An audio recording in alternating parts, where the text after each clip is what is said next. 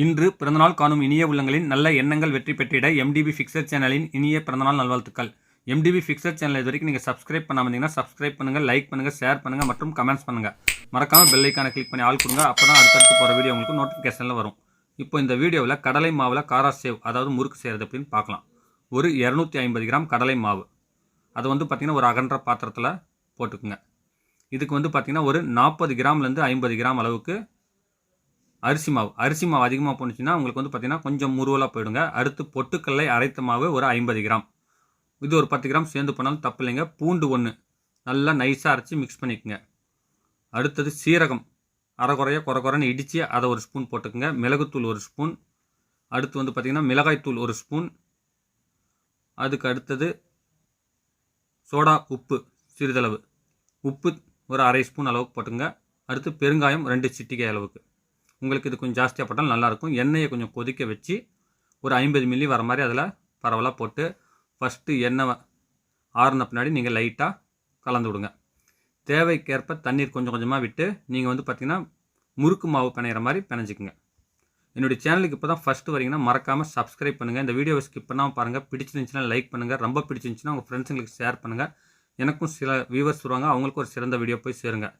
இந்த மாதிரி நல்லா முறுக்கு பதத்துக்கு அந்த முறுக்கு அச்சில் போட்டு பிழிகிற பதத்துக்கு வந்த பின்னாடி ஒரு 10 நிமிஷம் 20 நிமிஷம் அப்படியே ஊற வச்சுருங்க ஒரு துணி போட்டு.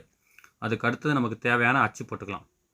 இது பார்த்திங்கன்னா கடலை மாவில் முழுக்க செய்யும் பொழுது உங்களுக்கு சாஃப்டாக வாயில் போட்டாலே கரையிற அளவுக்கு இருக்குங்க. இதே நீங்கள் அரிசி மாவு சேர்த்து போடும்பொழுது கொஞ்சம் முருவலாக போயிடுங்க.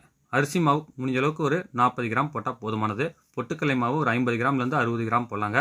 உங்களுக்கு இன்னும் சாஃப்ட் வேணுன்னா கொஞ்சம் பொட்டுக்கடலை மாவும் சோடா உப்பும் சேர்த்துக்கணுங்க. இப்போ பார்த்திங்கன்னா மீடியமான அனலில் தாங்க இது பொரிக்கணும். இந்த முறுக்கு பார்த்திங்கன்னா போட்டோன்னா அனல் ஜாஸ்தியாக இருந்துச்சுன்னா மேலே செவந்துருங்க, உள்ளே வேகாது. அதனால் அனல் குறைச்சிக்குங்க. இப்போ பார்த்திங்கன்னா கொஞ்சம் பொன்னிறமாகவே எடுங்க. ஆறுனதும் கலர் உங்களுக்கு நல்லா ப்ரௌனிஷாக மாறிடுங்க. இது தாங்க முறுக்கு போடுற ஃபார்முலா.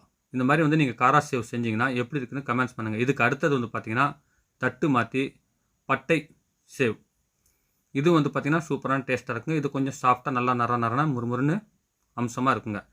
நீங்கள் வீட்டில் இந்த மாதிரி முறுக்கு செஞ்சு சாப்பிட்டிங்கன்னா உங்களுக்கு சுகாதார முறையில் நல்ல மாவு, உங்கள் கைப்பட உங்களுக்கு ஃப்ரெஷ்ஷான முறுக்கு, எண்ணெய் பலகாரங்கள் பார்த்திங்கன்னா 4 படம் வச்சுருந்து பேக்கெட்டில் அடைச்சி கொடுக்குறது நீங்கள் ஃப்ரெஷ்ஷாக போட்டு சாப்பிட்டிங்கன்னா உங்களுக்கு ஒரு திருப்தி, உங்களுக்கு எந்த ஒரு சைடு எஃபெக்ட்டும் வராது.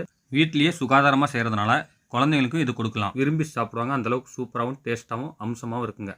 இந்த காரா சேவ் பார்த்திங்கன்னா வயதானவர்கள் வரைக்குமே நல்லா மென்று சாப்பிட்ற அளவுக்கு சாஃப்டாக இருக்குங்க. நீங்கள் வீட்டில் இந்த வீடியோ முயற்சி செஞ்சு பார்த்திங்கன்னா எப்படி இருக்குன்னு கமெண்ட்ஸ் பண்ணுங்கள். இந்த வீடியோ பிடிச்சிருந்துச்சுன்னா லைக் பண்ணுங்கள். ரொம்ப பிடிச்சிருந்துச்சுன்னா உங்கள் ஃப்ரெண்ட்ஸுங்களுக்கு ஷேர் பண்ணுங்கள். பாருங்கள் எவ்வளோ சாஃப்டாக இருக்குதுன்னு. சாஃப்ட்டுக்கு சாஃப்டாகவும் இருக்குங்க, கரகர மொறுமொறுன்னு இருக்குங்க.